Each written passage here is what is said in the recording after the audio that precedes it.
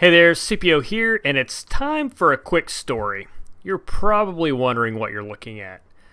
I'm going to call this video Rollover Insurance.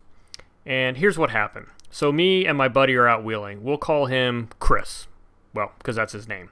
So Chris and I are out wheeling at Chaos Off-Road Park in West Virginia. And we were in a trail system that was fairly new to the park and wasn't very well established yet. So we were kind of exploring it, but got to a point where we decided, you know what, let's just turn around and go back to the main trail system. The problem is it's a little bit off camber. Well, quite a bit. Let me adjust this picture to show you. There you go. Now you can get a feel for the off-camberness of the situation. So Chris was backing up, trying to find a place to actually turn around so that we could go back to the main area.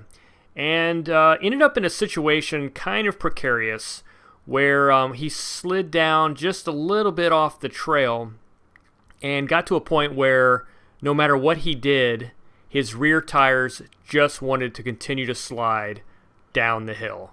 So it was actually quite a decent off-camber moment, and you could tell that it wasn't a good idea for him to continue doing anything without giving some rollover insurance. So that's what we did here. And I want to start out by saying, number one, there's no rights or wrongs here. I'm not trying to say this is the way you should do things or whatever. I'm also wanting to make sure it's clear that I secured him with my vehicle, with a winch, before I started the video, before I took pictures. So you're going to see he's already connected up. I've actually already applied a little bit of tension to the winch to pull his rear end down a little bit, because he was really, that rear wheel was completely unloaded, and it wasn't much more until he would have hit the tipping point. So goal number one was to get that secured. What I wanted to do was get an anchor point high up on his Jeep, and then as low to the ground as I can get to help provide some downward pressure to hold him.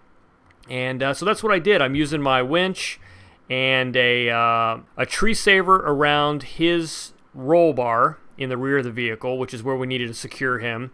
That tree saver is connected via D-ring and my splicer onto my winch line. And then I have a snatch block held to the tree by my tow strap, which is quadrupled around that tree, mostly just because it needed to be short. So that's where we're at right now.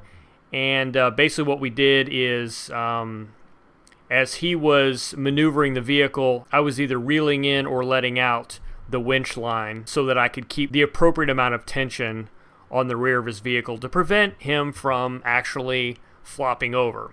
And when I say flop over, there's a fairly significant downhill after this point, like the side of a mountain.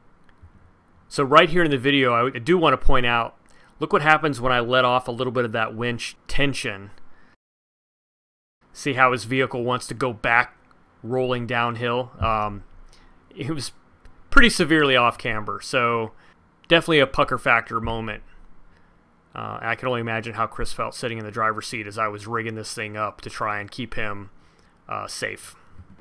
So I'm super pleased with how this worked out. Like I said, somebody else might do it different. I'm not trying to say that this is the only right way to solve this problem. Some people would feel comfortable doing it without my air quote insurance, but this made us both feel much more comfortable that he was going to get out of there without any problems. Again, everything he did, turning in, like you would normally do in an off-camber situation, and then even just moving an inch and his rear tires would slide downhill, thus basically negating all of his forward movement with sliding downhill movement. So it just wasn't a good spot to be in. So this is how we solved it. And that's it. Thanks for watching. I'll catch you on the next one.